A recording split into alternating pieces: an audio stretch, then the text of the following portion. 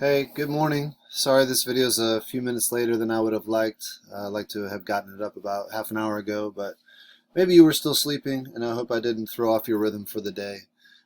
Today, I just want to talk briefly about reasons that the colonies were able to win the Revolutionary War. This is not as directly connected to the Enlightenment, but it is preparatory for any American history class you might take.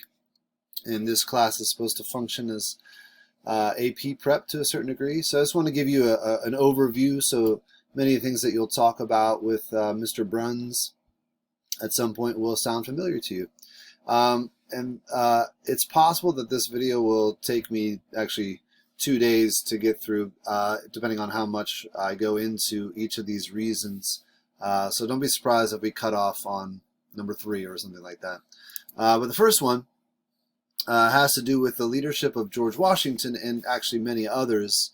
And it's an important way of sort of framing your understanding of the Revolutionary War.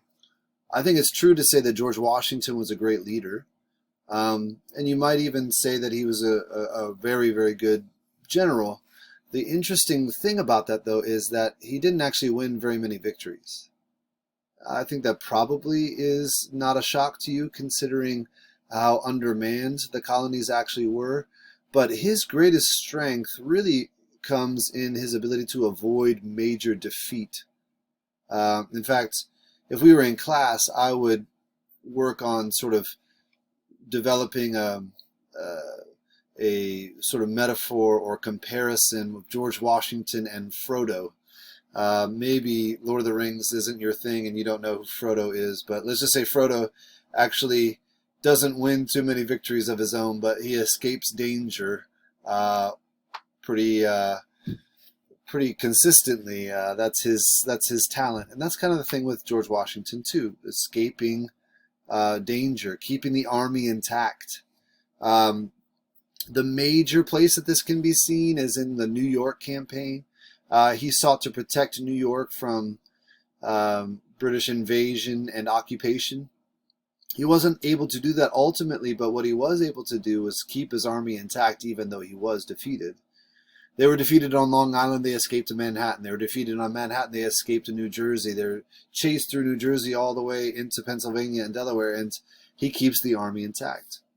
Now, the thing that's interesting about it is he also has really good timing. He has these small, timely victories that kind of keep the dream alive, so to speak. For instance, at the very end of 1776, he famously crosses the Delaware River and catches some Hessians unaware. He defeats them at Trenton, New Jersey. The Hessians were hired mercenaries from what is today Germany, and he captured over 1,000 of them. This was right around Christmas time there. And then just about a week later, he does the same thing in Princeton, New Jersey, this time going against British regulars. It's that kind of victory that he wins that kind of keeps the dream going, keeps people believing that this is possible. He keeps the army intact. And that will be true all the way through the war, through ups and downs like Valley Forge, defeats around Philadelphia, and so forth and so on, until ultimately he's able to win the most timely victory of all, which is at Yorktown. And we'll talk a little bit about Yorktown later. In fact, we'll talk about Yorktown right now, because one of the major reasons that the colonies are able to win, have victory in this Revolutionary War, accomplish their goals, maybe is the best way to say it, is the mistakes of British officers. The guy on the left here, I think it's your left, the guy on the left here is General Howe, and he's important all the way back to the beginnings of the war in Boston, all the way back to even the Battle of Bunker Hill. And the guy on the right is General Cornwallis, and they're each going to make some pretty important mistakes during their time in the Revolutionary War. Now, some people actually say that their mistakes are based in a sort of sympathy that they have for the colonies, that they are not really all out or passionate about this war effort because they feel like the colonies have a point, and they feel like they're sort of cousins with the colonies and they don't want to fight all out against them. That doesn't necessarily explain everything that happens, but maybe a few of the things. For General Howe, there's two mistakes that are really important. The first one is when he actually is responsible for defeating George Washington in New York City, he does not pursue Washington nearly as aggressively as he should have in the months that followed. He might have been able to actually end the war in the British favor in the months following that campaign, but he simply wasn't interested in being that uncomfortable. In fact, while his troops pursued Washington, he basically stayed in New York City, kind of staying in with his mistress in dining in and sort of living the high life. There's another major mistake that comes in 1777. The British policy and their strategy had shifted, and they were going to try to control New York along the Hudson River Valley, come down from Canada and sort of split the colonies in two, divide New England from the rest of the colonies. And he was supposed to give support to this invasion coming from Canada, but he didn't do it. He went to Philadelphia instead. Seems like he wanted the prestige of capturing the important city of Philadelphia. He does capture Philadelphia and defeats Washington in a couple of small battles in doing that, but the really important thing that happened is he sort of left the British invading forces from Canada out to dry, and those forces got bogged down and surrounded and eventually had to surrender at a very famous battle called Saratoga. Saratoga is one of the most important American victories during the war. George Washington wasn't there. It was a man named Horatio Gates and another man named Benedict Arnold. But because Howe never supported that invasion fails and has to surrender. That's huge. In fact, Benjamin Franklin famously says, Howe believes he has captured Philadelphia, but it's Philadelphia that has captured Howe. On the other hand, we have Cornwallis, and his major mistake is going to be connected to Yorktown. Basically, his job was to start in the very southern portion of the colonies and work his way north and take control of the area. And he was chasing around an American officer named Nathaniel Greene. After kind of a failed effort at subduing Nathaniel Greene, he withdrew to a place called Yorktown, Virginia. You might know the area. It's right near Jamestown. It's right near Williamsburg. And he basically put himself up against the river, the York River there, and believed he would always be safe because the British Navy would be able to come through. The British Navy had, a lot of power and a huge advantage over the colonies. What he didn't count on was the French Navy getting involved and stopping the British Navy from getting through. And so he got surrounded, and slowly but surely that noose around the British tightened, and he eventually had to surrender. And that's really the last major battle of the war. And he just made this very complacent error. He could have gotten away early on in the campaign if he had recognized the danger, but he didn't. He just didn't think there was a problem, and it cost him dearly. A third thing we want to talk about is this battle for hearts and minds.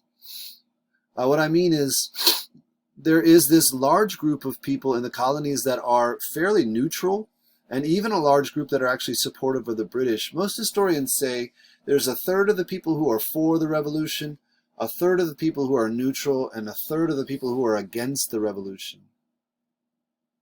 And the British do a really bad job of managing the people who are for and neutral regarding the revolution. For the British and neutral regarding the revolution.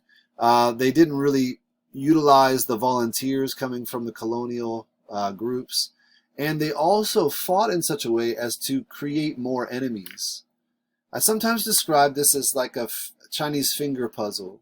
You know, those things that you put your fingers in, and the tighter you pull or harder you pull, the tighter it gets.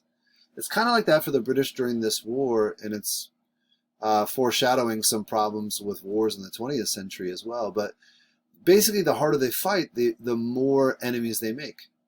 They burn a few towns, for instance, in their efforts to subdue the revolution. And when they burn these towns, more people turn against them. So what's happening is the longer this war goes, the more people are turned against the British, the more people who are starting to say, well, I want independence then too. And this was something that the Americans did quite well, capturing the hearts and minds of the people. You can actually see the Declaration of Independence in that framework. The Declaration of Independence is an argument from, well, namely Thomas Jefferson, but also the Continental Congress as to why they should fight for independence. And it's eloquent and forceful and effective. There's other pamphlets that come out, and basically the Americans were able to win the battle for the hearts and the minds of the people. More and more people are for the revolution as the revolution goes on. Two more short ones. This one is probably the key. This is probably the kind of nail in the coffin. This is the reason that the colonies can succeed. They got foreign aid, specifically from France, but also from the Dutch and the Spanish to varying degrees. The guy in this picture is Marquis de Lafayette. He was a young, noble Frenchman who had come over to lend his expertise to Washington. He was sort of a right-hand man for Washington. There are other French officers that come over, about 5,000 troops, a little more than that as time goes on, under Rochambeau, and French Navy that participates under Admiral de Grasse. And there's this French detachment of troops that go a really long way to helping the Americans win. In fact, there's a statistics that's quite startling. Basically, the war was funded. 90% of the ammunition used during the American Revolution was financed by the French or provided by the French. If you take away French help, the Americans probably wouldn't have won the Revolutionary War. The relationship between America and France was pretty tight in that small window of time. It's going to deteriorate kind of quickly as the French Revolution gets underway. But for this time period, their help was essential. And they decided to come help after the American victory at Saratoga proved that the American effort was legitimate. So that shows you how important Saratoga is and how important Howe's mistake was of not supporting the British invasion from Canada. Lastly, we have this sense that the Americans actually don't even have to win the war. You might argue that they didn't win the war, that what they did is outlast the British, meaning the Americans still had a desire to fight, a willingness to fight and sacrifice, and the British people and even Parliament and this man, the really important political figure, Lord North, ran out of steam in England. You could say they simply lost the will to fight. They still had the bigger army. They still had the bigger navy. They still had the better resources. They still had all those advantages, but they were tired of fighting. By the time Yorktown happened, the British were ready to just be done with it. And they figured it just wasn't worth it to fight anymore.